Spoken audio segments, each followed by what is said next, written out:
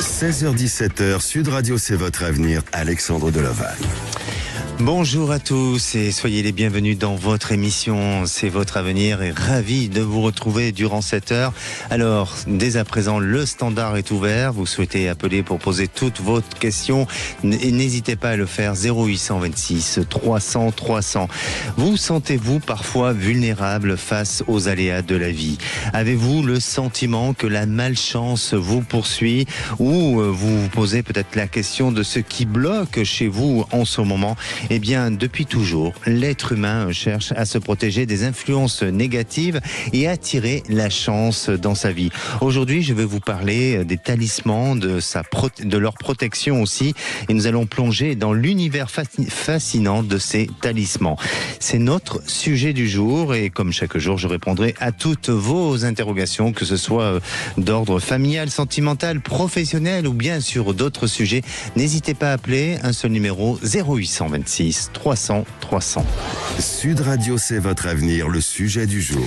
Et tout d'abord, pour bien parler de ce sujet des talismans de protection, j'ai avec moi un livre de référence de Zoé Pataki dans les éditions Très Daniel, qui est un livre qui apporte beaucoup de renseignements aussi, qui permet de pouvoir justement mieux comprendre les talismans. Vous trouverez au travers de ces talismans tous les signes astrologiques qui correspondent à votre propre talisman. Et justement, Zoé Pataki s'est inspirée de Georges Mucheri, maître dans la matière lui-même, qui a écrit des ouvrages ésotériques et notamment un en 1955. Il a édité en petit exemplaire et Zoé Pataki vous explique comment se les approprier, les activer aussi en fonction de vos besoins afin de vous protéger. Alors le talisman de protection est un objet destiné à protéger celui qui le porte contre les énergies négatives ou aussi contre le mauvais œil et autres influences qui pourraient être néfastes. Et contrairement à une simple amulette, un talisman est généralement créé avec une intention particulière et chargé d'énergie spirituelle. L'utilisation du talisman remonte à l'Antiquité et dans de nombreuses cultures, ces objets étaient considérés comme des liens entre le monde physique et le monde spirituel. Les anciens Égyptiens, eux, utilisaient des scarabées comme talisman de protection. Et justement, dans ce livre où on retrouve toutes ces informations, Zoé vous donne des recommandations face à la spiritualité aussi sous forme de traités, de petits traités sur la spiritualité. Et notamment, ce que je retiens de ce traité, pour pouvoir suivre une bonne initiation spirituelle, la question dont on doit se poser, c'est qui suis-je dans cette quête? Suis-je aussi en paix? Suis-je en accord avec mes valeurs et mes actions? Et si c'est OK avec toutes ces réponses, vous verrez que la bienveillance sera au rendez-vous comme tous les jours. Nous le sommes dans cette émission. Et voilà, donc n'hésitez pas à retrouver toutes elles. Sud Radio, c'est votre avenir, Alexandre Deloval. Et à présent, j'ai le plaisir de commencer cette émission avec Valérie. Bonjour Valérie. Bonjour Alexandre, je vous remercie pour votre bienveillance et puis de pouvoir passer à l'antenne. Merci à vous Valérie. Alors, vous nous appelez de quelle ville Valérie ? J'appelle de Lyon. De Lyon, d'accord. Oui. Est-ce que vous êtes sensible à toutes ces formes de protection, de rituels ? Tout à fait. Alors des talismans même, j'en ai jamais vraiment fait, mais par contre, tous les matins, je fais ma bulle de protection. Je porte également des pierres en fonction de comment je me ressens. Bien sûr. Je ressens les choses en fait et comment je me sens et je fais ma bulle de protection quand je me sens plus vulnérable ou comme attaquée sur quelque chose en fait. D'accord. Alors il y a plusieurs formes de talismans. On peut le faire sous forme d'amulette, on peut le faire aussi avec le bois, mais aussi, comme vous dites, avec les pierres. Le principal et ce qui fonctionne dans le talisman, c'est toute l'intention qu'on y met dedans et toute la force et la croyance aussi. Vous êtes d'accord ? Complètement. Bien. Quand c'est avec le cœur et quand c'est fait vraiment, ça fonctionne réellement. Exactement. Et après, ça vous appartient d'y croire ou de pas y croire, tout simplement. Et Valérie, vous travaillez dans un hôpital sur un poste administratif. Tout à fait. Voilà. Et ça fait 2 ans que vous êtes sur ce poste-là. Mais aujourd'hui, vous vous posez des questions. Complètement. Je me demande si ce poste est encore fait pour moi, s'il n'est pas temps que je change. Parce que j'ai vécu beaucoup de choses, beaucoup de changements, beaucoup de choses, des pièces de théâtre, on va dire. L'hôpital n'est pas toujours dans la bienveillance entre guillemets. Et j'ai quelques problématiques de santé qui ont du mal à guérir actuellement. Donc je me dis il y a quelque chose à changer. Voilà. Et donc, est-ce qu'il est temps que je parte et que je trouve un autre poste, ou on a une nouvelle personne qui doit rentrer, une personne qui est partie, une nouvelle personne qui doit rentrer dans la dynamique de mon poste actuel. Alors, est-ce que ça va pas tout rechanger les énergies et puis fonctionner? Voilà, je m'interroge. Alors, ce changement, en tous les cas, de cette idée de vouloir changer les choses, oui. Est-ce que ça remet en question carrément votre métier ou pas? Non, ça sera toujours de l'administratif. C'est alimentaire, bien évidemment que j'aimerais comme à chacun pouvoir faire d'autres choses, mais on a besoin de gagner sa vie, comme on dit. Bien sûr. Et quand vous parlez d'un manque d'une certaine bienveillance, vous êtes dans la partie administrative et hospitalière. Donc j'imagine, et c'est peut-être dur de parler comme ça, mais un hôpital, c'est aussi une entreprise. Il faut la gérer, il faut gérer cet hôpital. Et donc vous étant non pas sur le terrain avec les patients directs, ou en tous les cas sur les soins, vous êtes dans le côté administratif. Donc c'est vrai que peut-être qu'on enlève une partie de cette bienveillance qu'on va plus retrouver lors d'un soin ou des personnels avec les personnels soignants, mais vous êtes plus en retrait de tout ça, c'est bien le cas, non ? Tout à fait. Là, j'ai plus du tout de contact au niveau soignant. Ça l'eût été, parce qu'il fut un moment où j'étais assistante de régulation médicale au SAMU. Oui. Et j'ai quitté ce poste, alors que, je l'adorais, mais j'étais plus dans un rôle complètement où je me suis oubliée de sauveur. Donc, j'ai quitté ce rôle pour prendre un poste administratif pour récupérer au niveau santé. Mais c'est vrai qu'il y a des moments, c'est pas toujours simple. N'ayez aucune inquiétude, Valérie. Vraiment, soyez patiente, soyez même, je dirais, optimiste sur l'avenir, parce que je sens qu'il y a un très bon changement. Vous pouvez me donner une couleur en pensant à votre futur ? Oui, le vert clair. D'accord. Eh bien, ça confirme ce que je ressens. C'est-à-dire que vous êtes face à un changement. J'aurais tendance à vous dire, Valérie, de patienter. Parce que, effectivement, à la suite de ce changement de personnel au niveau du service, eh bien, ça va remuer, ça va évoluer vers d'autres choses. Et ne soyez pas, ou ne vous sentez pas perdu, ou ne vous sentez pas, je dirais, mis à l'écart. Mais bien au contraire. Voilà, à vous d'essayer de faire votre place, à vous d'essayer de ne pas hésiter à solliciter les personnes compétentes et votre direction pour pouvoir demander à peut-être évoluer, à voir quelles sont peut-être aussi vos capacités de compétences à mettre en avant et peut-être à faire évoluer votre poste. Mais pour moi, je sens qu'il y a moyen et il y a possibilité. Donc, ça laisse vraiment la possibilité et la capacité pour vous d'avancer, d'évoluer et d'aller vers quelque chose de positif. Et j'imagine bien que vous allez me dire, oui, mais quand ? Non ? Oui, tout à fait. À tout vous dire, ce matin, j'ai passé un entretien pour un autre poste.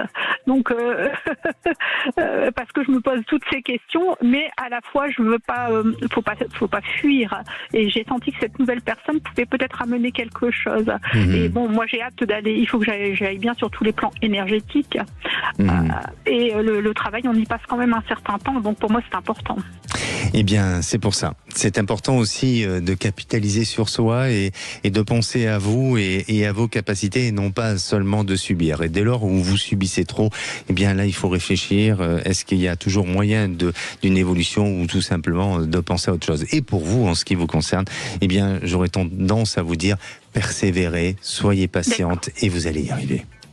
Super. Écoutez, je vous remercie, Alexandre. Merci à vous. Prenez soin de vous, Valérie. Oui, c'est ce que je m'évertue de faire au mieux que je puisse. Merci. Merci, bon après-midi. À vous aussi. Au revoir. Allez, rien n'est évident dès lors où on se sent bloqué par des énergies extérieures. Alors chacun a ses croyances à ce sujet-là. On en parle juste après. Et vous avez peut-être des questions sur votre devenir. Profitez de ce moment justement pour appeler l'antenne de Sud Radio. Un seul numéro 0826 300 300. Zach, il est là, il est au taquet, comme on dit, pour justement répondre à tous vos appels. Et on se retrouve dans quelques instants avec Anne-Sophie qui elle-même se pose des questions sur son avenir professionnel. Ne bougez pas. Appelez maintenant Sud Radio au 0826 300 300 et participez à C'est votre avenir. 16h-17h, Sud Radio C'est votre avenir, Alexandre Delaval. Et de retour dans votre émission, c'est votre avenir. Alors si vous souhaitez poser toutes vos questions, c'est le moment, il faut en profiter. 0826 300 300. Et on parle justement des talismans et de leur protection. Alors voici quelques exemples de traditions qui utilisent ces talismans parce que ça existe depuis l'Antiquité et bien plus avant aussi. Vous savez que les chamans ont recours à des talismans lors de leurs rituels et pratiques de guérison. Et ces boucliers protecteurs peuvent être des éléments naturels comme des plumes ou des cristaux ou bien des objets créés par l'homme tels que des sculptures ou des peintures. Dans l'hindouisme et le bouddhisme, les talismans appelés yantras sont fréquemment utilisés comme support de méditation et de protection, et ces yantras sont des diagrammes géométriques complexes qui symbolisent des divinités ou des concepts spirituels.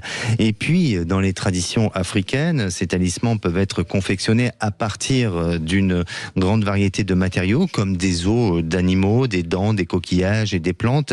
Mais n'oubliez pas que l'efficacité de votre talisman dépend en grande partie de votre intention et de votre croyance en son pouvoir. Et à présent, j'accueille Anne-Sophie. Bonjour Anne-Sophie. Bonjour Alexandre. Bienvenue à l'antenne de Sud Radio, Anne-Sophie. Merci. Vous nous appelez d'où ? Je vous appelle des Yvelines. Des Yvelines. Anne-Sophie, on parle aujourd'hui des talismans et des protections pour justement chasser toute énergie négative. Est-ce que vous êtes sensible à ce genre de choses, à ce genre de rituel ? Alors moi je connais pas du tout, mais je sais que ma mère en utilisait quand on était petit pour nous protéger. Elle nous mettait ça sous nos oreillers et dans nos cartables pour aller à l'école. D'accord.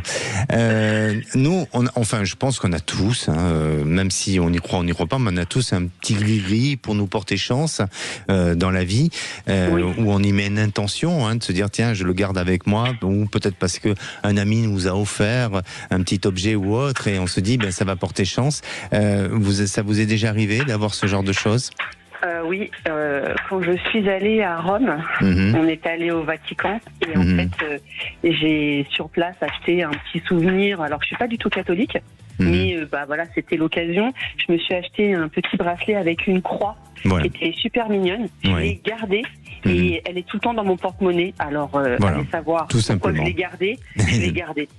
Ben oui, je crois que ça arrive à tout le monde d'avoir quelque chose comme ça où on se crée un petit rituel. Alors, Anne-Sophie, vous posez des questions sur votre avenir professionnel.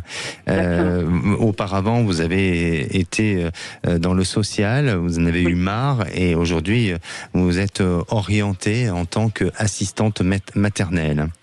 Oui. Vous le faites chez vous ? Oui, chez moi. D'accord. Vous avez combien d'enfants à charge ? J'en ai 2. Vous en avez 2. Et le bilan de tout ça, c'est que ça ne vous convient pas ? Pas du tout. Je m'y retrouve pas, ça me nourrit pas. Oui. Ça me nourrit tellement pas que je mange toute la journée pour remplir cette espèce de vide. Voilà. Donc ça joue sur mon moral. Je grossis à vue d'œil. Ça fait que 8 mois que je fais ça. Oui. Donc j'imagine dans 1 an dans quel état je vais être. Et puis ça me convient pas. Intellectuellement, ça me convient pas. Je sais pas pourquoi j'ai choisi ça. Je me suis dit bon, allez, pourquoi pas, ça pourrait peut-être être au moins une porte de sortie. J'aimais les enfants, je me suis dit voilà, Dans mon entourage, j'ai des enfants, donc je me suis dit, allez, why not, oui. quoi. Mais moi, alors, pardonnez-moi, je vous coupe la parole, mais j'ai le sentiment et j'ai l'impression que vous avez choisi cette option-là pour résoudre un problème personnel. Et quand je dis personnel, vous avez des enfants ? Oui. Est-ce que il y a eu chez vous, à un moment donné, un sentiment de frustration par rapport à la notion des enfants, c'est-à-dire peut-être d'en vouloir plus, ou peut-être de ne pas avoir eu l'enfant que vous auriez voulu avoir à un moment donné? Est-ce qu'il y a eu quelque chose comme ça de marquant chez vous? Non. Parce mon enfant est super. Oui, non, mais ce que vous avez 2 enfants aujourd'hui? Oui, j'en ai qu'un. Ah, vous en avez qu'un ? D'accord. Oui. Mais ça remet pas en question, et surtout pas, je porterai pas de jugement sur votre enfant, hein, mais j'ai l'impression qu'il y a quelque chose qui est d'un point de vue personnel, et aujourd'hui, si vous vous êtes orienté vers ce métier-là, parce que au fond de vous et dans votre inconscient, il y avait ce besoin de materner. Il y a eu quelque chose d'une frustration vécue auparavant. Alors, peut-être que là, à froid, vous ne le trouvez pas, et ça viendra peut-être après, mais il y a quelque chose dans ce sens-là. Ensuite, ce que je voudrais vous dire, c'est que ce que vous faites aujourd'hui, vous le faites très très bien. C'est-à-dire que même si ça ne vous épanouit pas, mais en tous les cas, vous aimez effectivement les enfants et vous le faites très bien. Donc la remise en question que vous pouvez avoir, elle n'est pas liée tout simplement à la notion de l'enfant, elle est liée au fait que ça n'apporte pas l'épanouissement que vous souhaitez. Et pour moi, effectivement, je ne vous sens pas continuer dans cette voie-là, parce qu'il y a besoin d'autre chose. Il y a besoin d'avoir aussi une autre possibilité d'évolution. Mais vous avez sous-évalué vos capacités jusqu'à présent sur le plan professionnel. Et pour moi, il est important de réévaluer tout ça. Donc, est-ce que vous avez tenté de faire un bilan de compétences sur vous ? Non, j'ai jamais fait de bilan de compétences, puisque je sais que je suis faite pour aider les autres. Enfin, vraiment, je sais que je suis née pour ça. C'est ce qui m'anime. Oui. Depuis que je suis toute petite. Complètement. Et je sais que je veux continuer là-dedans. Parce que de toute façon, je ne sais pas faire autre chose. Et puis, je ne me vois pas faire autre chose de ma vie que d'accompagner les gens. Alors, je ne sais pas comment, mais... Complètement. Voilà. Si vous voulez, pour moi, parce que j'ai eu connaissance de votre date de naissance, donc j'ai regardé un petit peu. Vous avez 3 métiers chez vous. Il y a 3 métiers possibles, et effectivement, ce qui semble ressortir, c'est que l'accompagnement envers l'individu, envers les autres, il y a quelque chose qui semble ressortir. Ensuite, vous êtes quelqu'un de très indépendante. Il y a un besoin d'avoir une activité où vous êtes un peu autonome et vous cherchez l'indépendance. Alors là, justement, par rapport à ce métier d'assistante maternelle, l'indépendance, vous l'avez, mais ça n'apporte pas pour vous une réalisation ou quelque chose de satisfaisant. Et puis, il y a le déplacement et il y a le voyage qui ressort. Donc, pour moi, même si vous êtes dans cette période où vous n'êtes pas amené aujourd'hui à trop voyager, mais vous verrez que par la suite, ce que vous allez pouvoir faire va vous amener à pouvoir vous déplacer et aussi à faire pas mal de mouvements, de voyages et tout ça. Donc, on dirait que malgré tout, il y a un besoin chez vous peut-être de faire un point et peut-être par un bilan de compétences pour faire ressortir tous les aspects positifs et négatifs, même de ce que vous connaissez aujourd'hui, mais peut-être que vous apprendrez aussi autre chose, parce qu'on apprend tous les jours et à tout âge on apprend de nous et de notre propre évolution.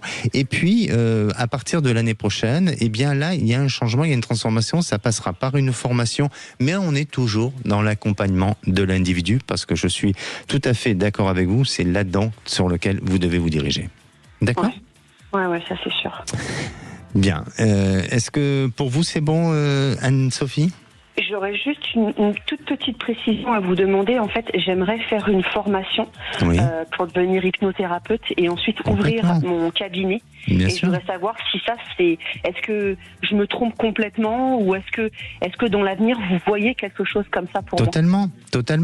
Totalement, puisqu'en plus quand je vous parle même de voyage, le fait de faire l'hypnothérapie, vous amenez l'individu à voyager, à partir dans cet inconscient de leur vie, de leur histoire, de leur passé, du futur, de choses. Donc on est aussi, c'est peut-être de l'astrait, mais on est aussi dans cette notion de déplacement et de voyage et d'accompagnement avec l'individu. Donc c'est très bien de le faire. Mais pour moi, ce serait bien de faire un petit point sur vous et voilà. Mais allez-y, foncez. Et vous voyez ça pour quand ?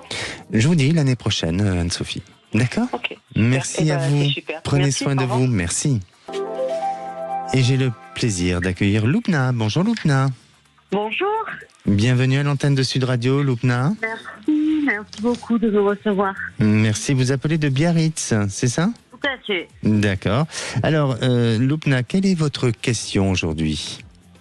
Alors, je vous fais un petit topo rapide. Donc, j'ai vécu 15 ans à Toulouse et je me suis installée à Biarritz. Aujourd'hui, je suis maman seule. Le marché de l'emploi, donc j'ai un petit bébé de 16 mois. Le marché de l'emploi est particulièrement compliqué ici, et sauf que mon petit est très heureux ici, et j'idéalisais un petit peu cette vie-là, ce petit cocon pour lui. Donc, un peu dur pour moi de me dire que je pars, pardon. Je suis un peu, voilà. Et du coup, je fais le choix de quitter Biarritz, et je sais pas si c'est une bonne idée. En fait, j'ai une possibilité d'emploi, mais ma question, c'est de savoir si je fais le bon choix. Et si ce poste est pour moi, si je vais retravailler rapidement, et voilà, si on sera heureux et épanoui à Toulouse. D'accord. Alors, déjà, ce que je ressens, Loubna, c'est que ça provoque chez vous une certaine émotion. De changer, la peur aussi, peut-être pas de cet inconnu, parce que Toulouse, vous connaissez, mais tout au moins d'un changement de vie, et pour vous permettre de vous remettre un peu de toutes ces émotions, ce que je vais vous proposer, Loubna, on va faire une petite pause et on va vous reprendre juste après, donc vous restez bien à l'antenne. Nous, on va juste le temps de se rafraîchir, et puis bien sûr, si vous avez envie de poser toutes vos questions, eh bien n'hésitez pas, 0826 300 300, Zach au standard est là, et on se retrouve dans quelques minutes. C'est Philippe David. C'est Cécile de Manibus. À 17h, retrouvez les vraies voix pour des débats passionnés et des échanges francs. À tout à l'heure, 17h, et c'est sur Sud Radio. Sud Radio. Parlons vrai. Carrefour. 16h-17h, Sud Radio, c'est votre avenir. Alexandre Delaval. Et de retour sur Sud Radio, et bienvenue à tous ceux qui nous rejoignent dans cette émission. C'est votre avenir. Nous sommes en deuxième partie et nous sommes bien sûr en direct. Alors si vous souhaitez poser toutes vos questions, n'hésitez pas à le faire. Le standard est ouvert, 0826 300 300. Vous savez que pour revenir justement au sujet du jour sur les talismans, eh bien le fait de lui donner une place importante dans votre vie spirituelle et quotidienne, eh bien ça vous donne aussi une protection encore plus efficace, autant de ce que va vous renvoyer le talisman et de ce que vous allez pouvoir avoir en termes de résultats dans votre vie. Et comme je dis, chacun a le droit d'y croire ou de ne pas y croire. L'important, c'est toute la croyance qu'on y met dedans. Et à présent, je retrouve Loubna. Loubna, vous êtes là ? Vous avez été sage, j'espère. Bon, très bien. Très bien. Les enfants sont sages autour de vous aussi, c'est parfait ? Alors, ils ne sont pas là. Ils ne sont pas là. Bon, mon petit n'est pas là. Bon, votre petit n'est pas là. Alors, juste, je vais recontextualiser votre histoire pour les auditeurs qui nous rejoignent. Vous étiez auparavant à Toulouse, vous vous êtes installé à Biarritz, vous avez eu un enfant, vous êtes une maman seule aujourd'hui, et aujourd'hui, vous vous posez des questions sur le fait de vouloir revenir à Toulouse, tenter votre chance à nouveau sur Toulouse, mais vous avez peur. Vous avez peur pour votre enfant, vous avez peur de ne pas y arriver ou de ne pas bien vous réaliser. Pourquoi, déjà, dans un premier temps, vous souhaitez quitter Biarritz ? Alors, parce que je n'y suis pas épanouie, je n'arrive pas à reconstituer un réseau d'amis, et c'est assez compliqué à ce niveau-là, que je ne retrouve pas de travail et que ça fait 1 an que je recherche, et dans ma branche notamment, et ça ne prend pas. D'accord. Alors que sur Toulouse, vous avez une opportunité professionnelle, c'est bien ça ? Alors j'ai postulé Oui. quelque chose qui me passionne. Donc c'était pour savoir si effectivement. C'est dans quel secteur professionnel? Dans la promotion immobilière. La promotion immobilière, d'accord. Et vous voulez savoir si vous allez pouvoir vous réaliser, être heureuse et avec votre enfant. C'est un garçon que vous avez? C'est un petit garçon, oui, qui a 16 mois. D'accord. Et de savoir si, en tous les cas, vous allez pouvoir bien vous réaliser. Eh bien oui, ça le sort, mais avec un grand oui. Mais oui, vous n'avez pas gagné au loto là, vous inquiétez pas. Pour moi, c'est le loto. Oui. Mais, parce que avant la pause, vous aviez plein d'émotions et la peur de faire les mauvais choix.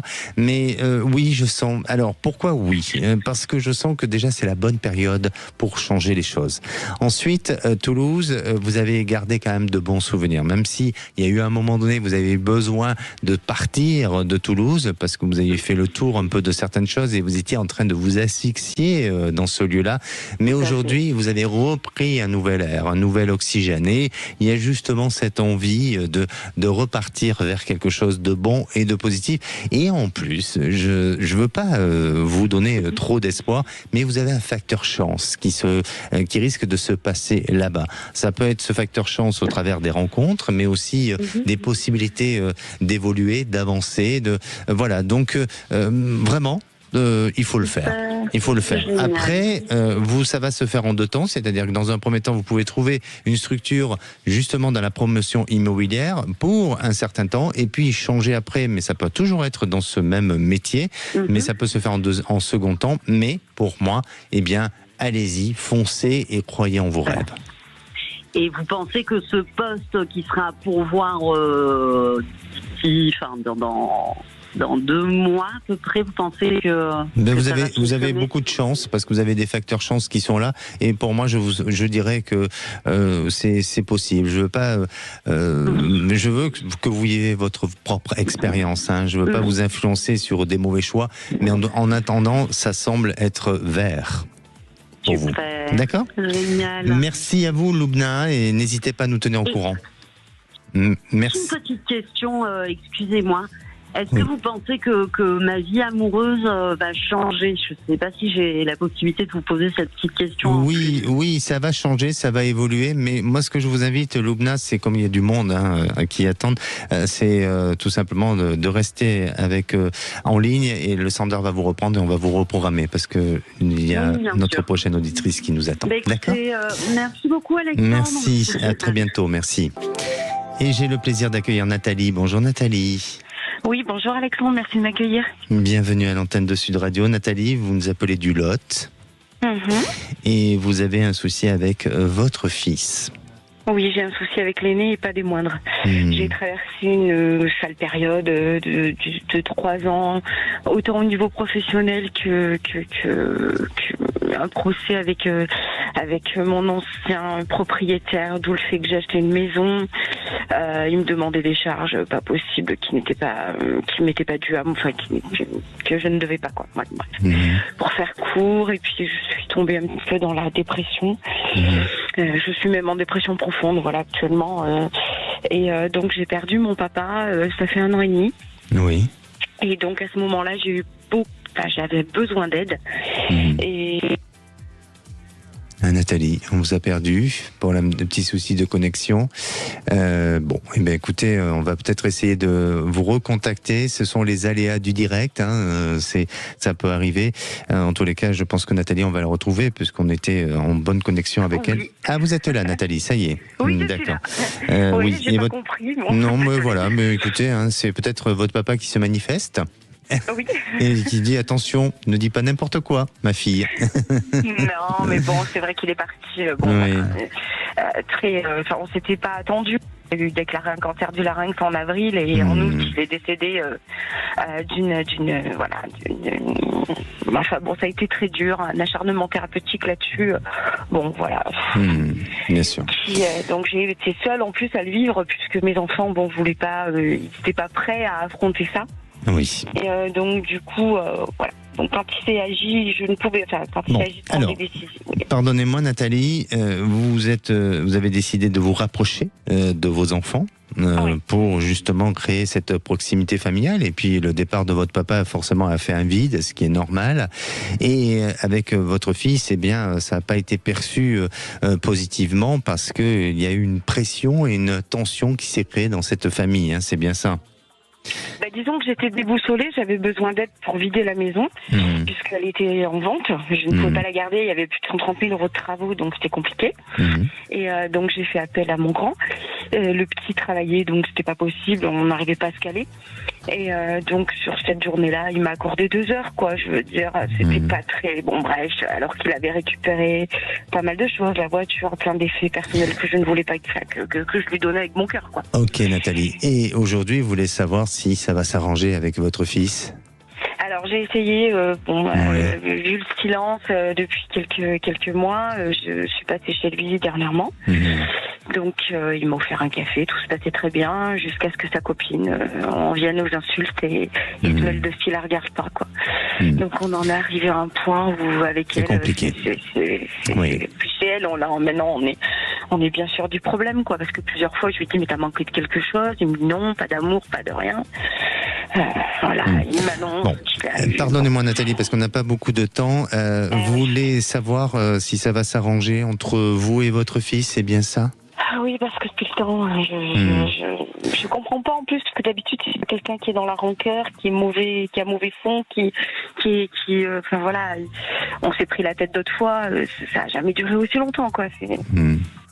Alors, pour moi, si vous voulez, j'ai vraiment l'impression que pour l'instant, la situation est stérile. Elle est bloquée, elle est stérile, ça n'avancera pas pour autant et positivement. Pourquoi ? Parce que aujourd'hui, voilà, votre fils, il est engagé avec cette personne et il n'arrive pas à prendre des décisions, il n'arrive pas à se positionner, il n'arrive pas, vous voyez, à trancher.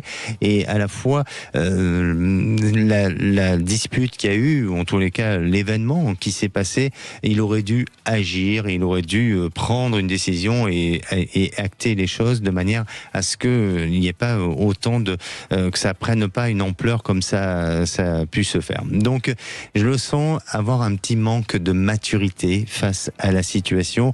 Et Nathalie, essayez, vous, de prendre du recul par rapport à ça, sinon vous allez souffrir, vous n'allez pas pouvoir évoluer et avancer dans votre réalisation familiale, et vous verrez que dans une période de 2 ans, les choses vont évoluer autrement et différemment.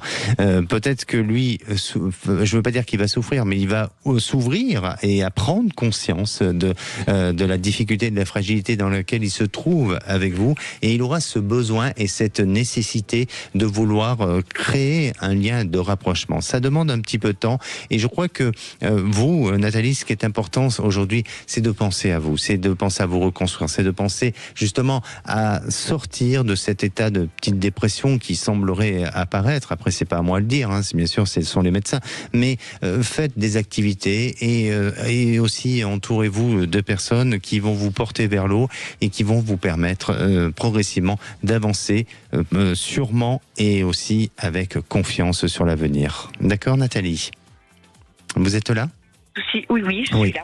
Bon, parfait. Voilà, j'ai de gros soucis de santé, et donc j'aurais aimé que, je perde pas non plus des années, quoi, vous voyez.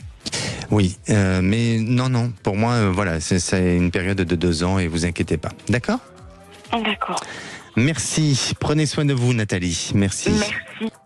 Allez, on va faire une petite pause, et si vous avez aussi besoin de poser toutes vos questions, un seul numéro d'appel, 0826 300 300, et on se retrouve juste après avec Catherine. Alors, Catherine appelle pour 2 problématiques concernant son frère, et notamment sur une habitation d'un appartement.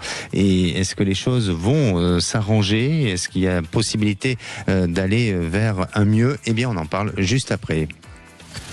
Appelez maintenant Sud Radio au 0826 300 300 et participez à C'est votre avenir. 16h-17h, Sud Radio C'est votre avenir, Alexandre Delaval. Et de retour dans C'est votre avenir pour cette dernière partie, avant de retrouver Les Vraies Voix, présentés par Cécile de Minibus et Philippe David, bien sûr, et toute leur équipe. Et puis, si vous souhaitez participer à l'émission, il reste encore quelques minutes, ou aussi vous pouvez appeler pour l'émission de demain. Et demain, je parlerai, comme tous les vendredis, d'un endroit en France où il y a des choses qui se passent de manière mystique et aussi sur des choses, des légendes urbaines. Et notamment, demain sera le mystère du petit homme rouge des Tuileries. Et oui, je ne sais pas si vous connaissez cette légende-là, mais en tous les cas, on en parlera demain. Allez, à présent, j'accueille Catherine. Bonjour Catherine. Ah, c'est Isabelle, oui, pardon. Bonjour Isabelle, excusez-moi. Oui, bonjour Alexandre, il n'y a pas de problème, on peut se tromper. Alors, oui. Déjà, sur les talismans, moi j'ai une petite médaille sur moi. J'ai regardé de près parce que je ne savais pas. C'est une médaille où il y a écrit OPN. Alors j'ai regardé ce que ça voulait dire. Ça veut dire Ora Pro Nobis, priez pour nous. Voilà, vous me l'avez appris. Merci Alexandre. Mais voilà. Alors, le problème concerne mon frère, parce que j'essaie d'aider les autres et j'ai aidé mon frère à trouver un appartement. Neuf, parce qu'il voulait du neuf, parce que pour lui il y avait des normes dans le neuf. Le problème, il est au dernier étage et au-dessus de lui, il a les machineries de la VMC de l'immeuble qui font un bruit infernal et apparemment les normes ne sont pas respectées, les normes d'isolation, et donc il veut se battre contre le promoteur.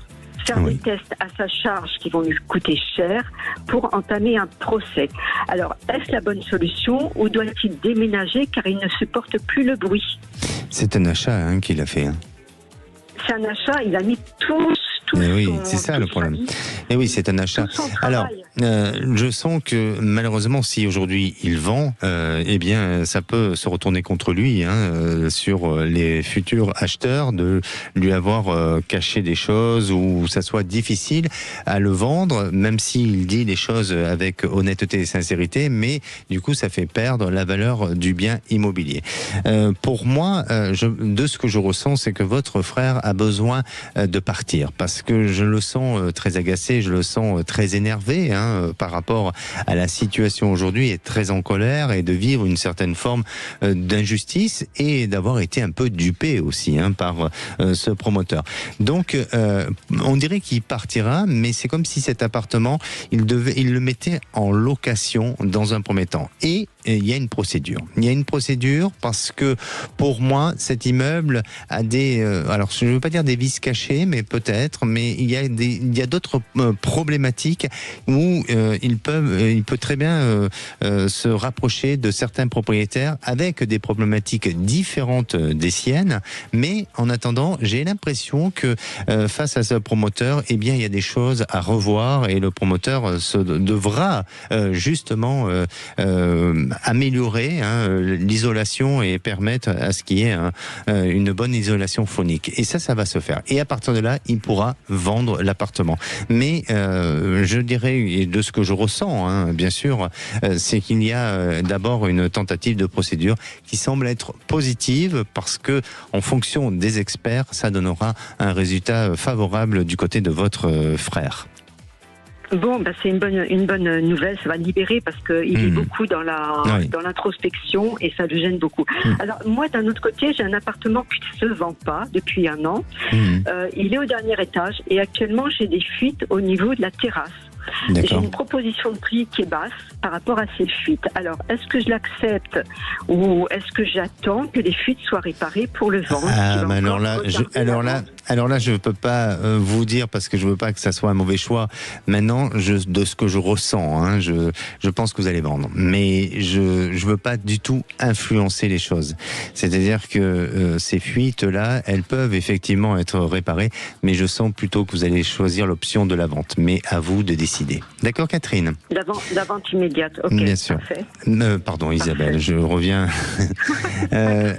Catherine, c'est notre auditrice suivante. Merci à vous, Isabelle. Prenez soin de vous. Merci. Merci, Alexandre. Merci. Et j'ai le plaisir d'accueillir Catherine. Ça y est, enfin, je vous ai, Catherine.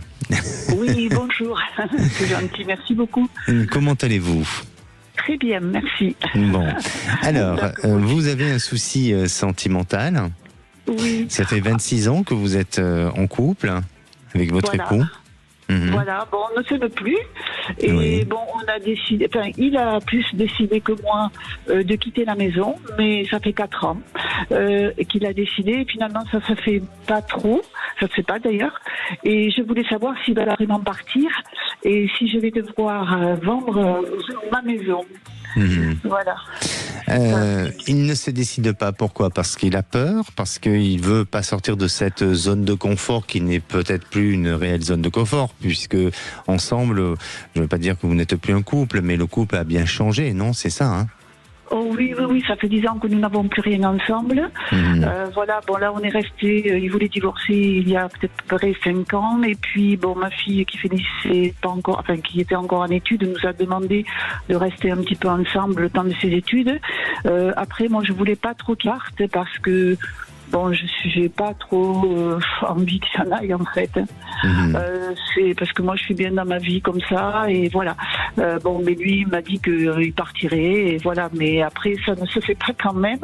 Donc si vous voulez, moi ça me laisse dans une certaine instabilité émotionnelle d'ailleurs parce que je suis toujours un peu sur le qui-vive. Est-ce qu'il va le faire ? Est-ce qu'il va pas le faire ? Et finalement, ça même moi je suis pas bien dans ma vie du coup. Vous voyez, je comprends parce que vous êtes en attente et du coup ça bloque et ça ne vous donne pas la possibilité vous d'aller dans votre propre réalisation aussi. Voilà, après bon, j'aimerais pas qu'il parte quand même. Hein. Oui, mais... Parce qu'on s'entend bien malgré tout. Effectivement.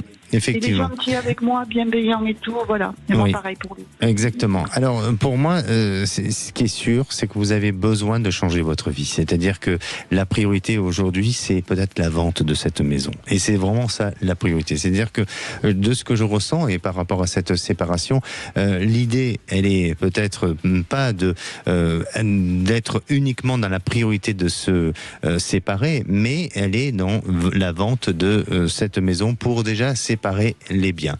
Et ensuite, ensemble, je pense que vous allez toujours vous accompagner tous les deux, mais chacun doit peut-être trouver son équilibre, son mode de vie, parce que lui a besoin de vivre d'une telle manière et vous d'une autre manière. Et donc, vous avez 2 fonctionnements différents. Et je vous sens quand même être, et comme vous l'avez dit, proches l'un de l'autre, de pouvoir vous accompagner dans le temps et de pouvoir être bienveillant envers l'autre et de prendre soin aussi envers l'autre parce que l'âge aussi, il faut le prendre en compte et par la suite de vivre chacun dans son habitation, mais tout au moins d'être juste séparés de biens et de corps.